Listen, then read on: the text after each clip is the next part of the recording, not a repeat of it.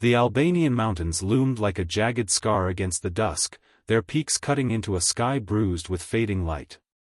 Captain Elena Voss, 34, moved with the precision of a woman who'd faced worse than rough terrain.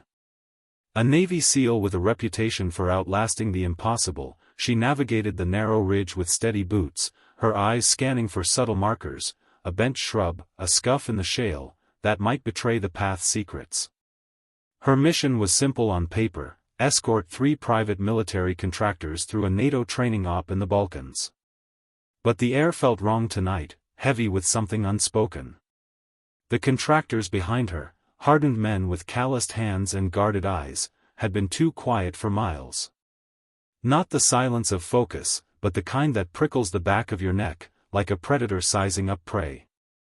Elena's instincts, honed through years of SEAL training, screamed a warning.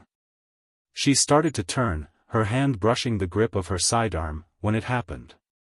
A rough shove slammed into her back, stealing her balance.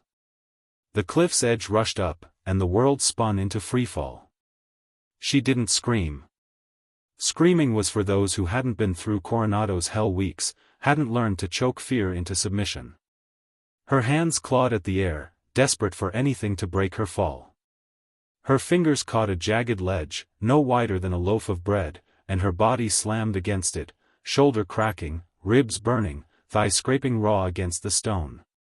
Pain roared through her, but she held on, her breath ragged, blood seeping from a cut above her brow.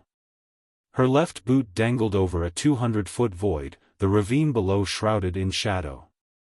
Above, the contractors' voices drifted down, sharp with smug satisfaction. "Clean work," one said, his laugh grating like loose gravel. "She's done." "No one's climbing that without ropes," another added, his tone final. Boots crunched, then faded into the wind. They didn't bother to check the body. Why would they? No one survived a drop like that. But Elena Voss wasn't no one. She was a SEAL, forged in the crucible of missions that broke lesser souls. Her pulse hammered, but her mind was already moving, cataloging her situation. Her utility vest was torn, one carabiner snapped, but her climbing knife was still strapped to her ankle, its weight a small comfort. A thin coil of paracord hung from her hip, barely enough, but enough. Blood stung her eyes as she shifted, feeling a sharp twist in her ribs. Broken, maybe. She'd deal with it later. They picked the wrong woman, she muttered to the cold stone, her voice a low growl. She wasn't just alive. She was furious. And she was going to climb. The cliff was a beast, all sharp edges and crumbling holds. Every move was a calculated risk, her fingers bled where they gripped razor-thin cracks, her injured leg trembled with every push, and the Balkan cold clawed at her exposed skin. But Elena had faced worse. She'd scaled frozen ridges in Alaska, dropped into jungle chasms in Colombia, and once climbed a sheer rock face in Yemen with a dislocated shoulder. This wasn't about strength now. It was about defiance. She tested her body, inch by inch. Her right arm held, though her shoulder ached like fire. Her left leg was bad, muscle torn, maybe a fracture, but it moved. It would have to. She spotted a rusted piton embedded in the rock, a relic from some long-forgotten Cold War training route.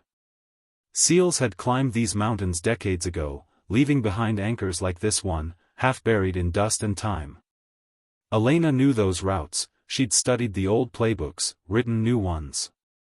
She looped her paracord through the piton, tying a makeshift harness with hands that shook but didn't falter. Her father's voice cut through the pain, a memory from a Colorado winter when she was 15. She'd been stuck on a snowy ridge, legs trembling, certain she'd fall. He'd knelt beside her, his breath clouding in the frost.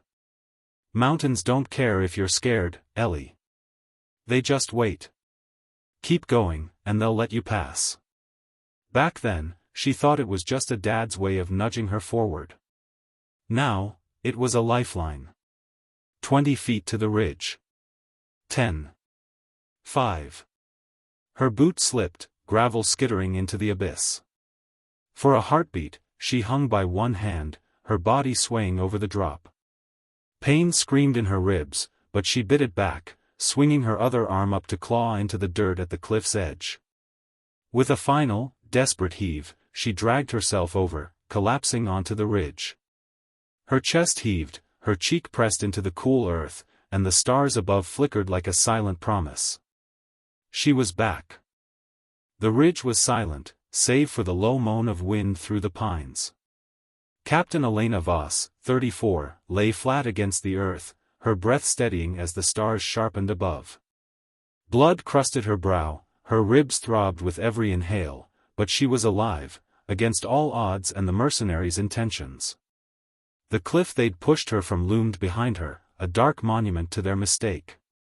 100 yards away, firelight flickered through the trees, betraying the camp where the men who'd betrayed her laughed, oblivious to the storm circling back. Elena rose to a crouch, her body protesting but obedient. Her SEAL training took over, move like a ghost, think like a predator. The camp sprawled in a clearing below, tents sagging under the weight of neglect, crates stacked haphazardly, a battered truck groaning under cargo. The air carried the sharp tang of pine resin and diesel, undercut by the low hum of voices. Laughter, careless and cruel, drifted up. They thought she was a memory, a body broken at the bottom of the ravine. They thought wrong. She circled wide, using the terrain as cover, low shrubs, jagged boulders, the natural folds of the mountain. Her climbing knife, still strapped to her ankle, was her only weapon now. Her sidearm had vanished in the fall. A thin coil of paracord hung from her hip, its frayed end a reminder of her climb. Her utility vest was torn, but functional, and her mind was a blade, cutting through pain and fatigue to map the camp's weaknesses. The mercenaries were sloppy, rifles propped against crates, fuel drums stacked too close, no proper perimeter. This wasn't a NATO drill. It was a facade, a black market operation dressed up as aid. Elena's eyes narrowed as she spotted the crates, stenciled with relief supplies, in faded paint. She'd seen their kind before, military grade, built for munitions, not medicine. The truck's tailgates sagged under their weight, and a half-open duffel revealed the glint of unmarked rifles. This was bigger than she'd thought, a logistics hub disguised as a training op. And she'd seen too much. That's why they'd pushed her, not just to silence her, but to bury what she knew. Her earpiece crackled, faint but alive. She tapped it, catching snippets of their chatter. No body, but no one walks away from that drop, a voice said, smug and certain. She's gone. Elena's jaw tightened, her fingers brushing the knife's handle. She moved closer, a shadow among shadows, until she reached the camp's eastern edge. A lone tent stood slightly apart, its canvas flapping in the wind. The comms hub. 2 guards lingered outside, but their eyes were on the fire's glow, not the darkness behind them. Rookie mistake. She slipped behind the tent, her knife slicing a clean line through the canvas. Inside, a radio setup hummed, satellite uplink, encrypted channels, the kind of tech that screamed deep pockets. Someone was funding this, someone with influence. Elena pulled a signal interceptor from her vest, a palm-sized device she'd carried since her last intel op in Sarajevo. Her fingers moved fast, cloning their encryption in 30 seconds flat. Another 10 to send a data burst to her secure channel. If she didn't make it off this mountain, naval intelligence would still get the truth, routes, codes, proof of corruption. Boots crunched outside, heavy and uneven. She froze, her breath shallow, then slipped back through the slit, melting into the trees before the guards turned. The camp was a tinderbox, fuel drums stacked in sloppy rows, munitions too close to the tents, men too drunk on their own arrogance to see the threat. Elena smiled, cracked lips stinging. They'd handed her a playbook. Midnight brought a biting cold, the kind that dulled even the sharpest senses. The wind howled, masking her steps as she crept toward the fuel drums. She didn't need a blaze, just a spark to shake them. From her thigh pouch, she pulled a strip of detonation cord, thin, waterproof, silent. She threaded it between the drums, looping it around a support stake, and slid a friction primer into place. Precise, controlled, devastating. She moved to the far side of the camp, her boots silent on the pine needles, her heartbeat steady despite the fire in her ribs. She lit the primer and vanished into the dark. The explosion came sharp and fast, a crack that split the night.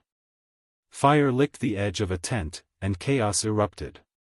Men stumbled from their bunks, shouting, rifles firing blindly into the trees.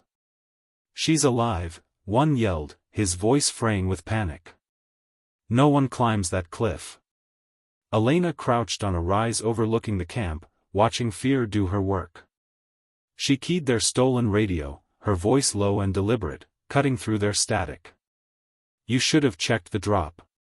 She cut the transmission before they could respond. In the camp, a mercenary froze, his face draining of color. "That was her," he whispered, his eyes darting to the shadows. She didn't stop there. Using her remaining paracord, she rigged 2 snares along the camp's edge, crude traps, but deadly in the dark. She placed them near likely patrol routes, where panicked men would stumble. One mercenary hit the first snare, his ankle caught as the rope yanked him against a tree. His scream shattered the night, followed by a wild shot from his own team, desperate to silence him. Fear was a better weapon than bullets, and Elena wielded it like a blade. She moved again, slipping toward the truck. Her knife sliced through a cargo strap, and she coiled it into a noose, tying it to a low branch above the cliff's edge, the same spot they'd pushed her from. Poetic. She pressed a single boot print into the dirt, a taunt too obvious to resist. They'd follow it. Hunters like these always did, driven by ego, not caution. The camp was unraveling, voices rising in pitch, radios crackling with confusion. Elena crouched in the tree lean, her clothes soaked with dirt and blood, her body aching but alive with purpose. They'd tried to bury her, but they'd only sharpened her. And she was just getting started. Dawn bled pale blue across the Albanian ridge, casting long shadows over the mercenaries' camp, a fractured mess of scattered gear, smoldering tents, and men undone by their own fear. Captain Elena Voss, 34, crouched in the tree lean, her body a map of pain, ribs cracked, shoulder throbbing, blood crusted across her brow. But pain was just noise now, drowned out by the steady hum of purpose. The Navy SEAL had turned their betrayal into a battlefield, and the mercenaries were learning what happens when you push a predator off a cliff. The camp was in disarray. Half the men were gone, caught in her snares, fled into the dark or silenced by their own panicked gunfire. Those who remained huddled around a dying fire, rifles clutched tight, eyes darting to every rustle of pine. Elena's traps had done more than thin their numbers, they'd cracked their confidence. Her voice on their radio, "You should have checked the drop," had turned her into a ghost in their minds, a shadow they couldn't pin down. She moved like smoke, circling the camp's eastern edge. The comms tent, where she'd cloned their encryption hours earlier, stood unguarded now, its canvas slit flapping in the wind. She'd already sent the data burst to naval intelligence, routes, codes, proof of a black market operation masquerading as a NATO drill. If she didn't make it off this mountain, the truth would. But Elena had no intention of dying here. Her eyes locked on the central clearing, where a grizzled figure barked orders into a silent radio. Victor Stahl, the mercenary leader, was a hulking silhouette, scarred, broad-shouldered, with the kind of presence that demanded obedience. Ex-Special Forces, maybe Eastern European, the kind of man who mistook brutality for strategy. He stood beside a crate, gripping a suppressed pistol, his voice fraying as he shouted at ghosts. "She's one woman. Wounded. Find her." No one moved. Fear had rooted them. Elena's gaze swept the camp. The truck, loaded with mislabeled weapons crates, sagged on worn tires. Fuel drums, one still smoking from her earlier detonation, stood too close to the tents. A duffel bag spilled unmarked rifles onto the dirt. And there, on a folding table, was the real prize, a satchel stuffed with NATO corridor schedules, transit logs, and a single photograph, her face, taken days ago outside a briefing tent. This wasn't a random hit. They'd targeted her from the start, her intel clearance a threat to their operation. They'd embedded with her team to get her alone on this ridge, to erase her before she could expose them. She slipped closer, her knife a cold weight in her hand. The mercenaries' arrogance was her advantage, lazy patrols, unsecured munitions, voices too loud for a camp under siege. She rigged another trap, this one simpler, a taut line of paracord stretched across a narrow path, tied to a loose boulder. One wrong step, and it'd roll, loud enough to draw attention, heavy enough to crush. She left another boot print, deliberate and bold, pointing toward the cliff's edge. They'd follow. Fear made them predictable. A scream split the air, one of her snares had claimed another man, his leg caught, his rifle clattering uselessly. His comrades fired into the trees, wasting bullets on shadows. "She's everywhere," one shouted, his voice breaking. Elena's lips twitched, not quite a smile. She keyed their radio again, her voice a low rasp. "You didn't kill a SEAL. You woke one up." She cut the line, letting the words sink in. The camp's eastern perimeter was quiet, the guards distracted by the chaos. Elena slipped behind a munitions tent, her movements silent despite the fire in her ribs. She spotted a lone mercenary by the truck, half asleep, his AK slung carelessly across his chest. She moved like a whisper, one arm locking around his throat, the other clamping his mouth. He thrashed for 5 seconds before going limp. She dragged him behind the truck, stripping his radio and ammo belt. Her knife was enough for now, faster, quieter, deadlier in close quarters. Inside the nearest tent, 2 men hunched over a card game, their voices low but careless. "Once we move these crates across the border, we're ghosts," one muttered, tossing a card. "No one's asking questions after that drop." Elena's blood ran cold. They weren't just covering their tracks, they were erasing an entire intelligence chain. Her chain. She didn't linger. She climbed the ridge above the camp, her body screaming with every step. From the high ground, she could see the whole operation unraveling, men shouting, crates half-loaded, Stahl pacing like a caged wolf. She pulled a waterproof lighter from her vest, its flint still sparking despite the blood and dirt. The remaining fuel drums were her next target, but she didn't need another explosion. She needed panic. She rigged a small charge, just enough to spark a fire, and lobbed it toward a pile of supply crates. The flame caught, slow at first, then hungry, licking at the canvas of a nearby tent. Shouts erupted, men scrambling, some firing blindly into the dark. "It's her," one yelled, his voice raw with dread. Elena watched from above, her breath steady. Fear was her weapon now, sharper than any blade.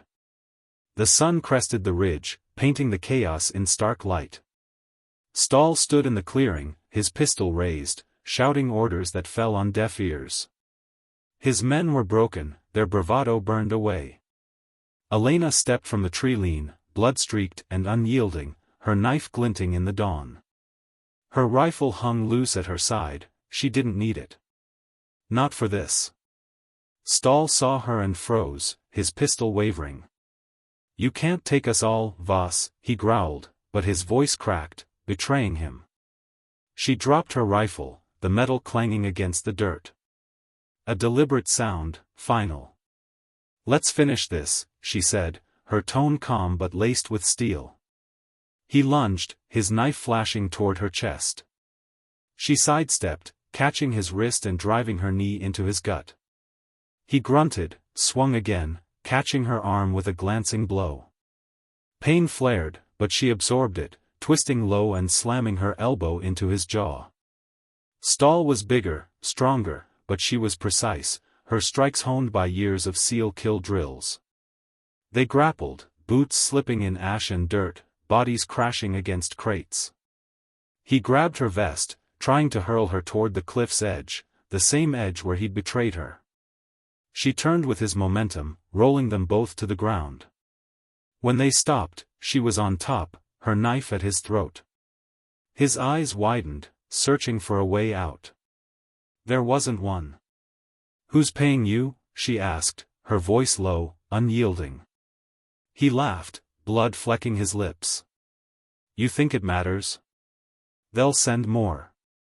"Not after I'm done," she said. She bound his wrists with his own paracord, tying knots he'd never slip. "Tell them, push a seal off a cliff, you better make sure she doesn't climb back." A flare hissed into the sky, its red smoke curling through the alpine air. Elena stood in the clearing, one hand gripping Stahl's bindings, the other clutching a field tablet from his tent, loaded with proof, fake manifests, payoff schedules, names of rogue NATO officers. The low thump of rotor blades echoed in the distance. A NATO Black Hawk crested the ridge, its skids barely touching down before soldiers spilled out, weapons raised. "Captain Voss," one called, his voice tight with disbelief. She nodded, tossing the tablet to him. "Everything's there. Tag this one for treason."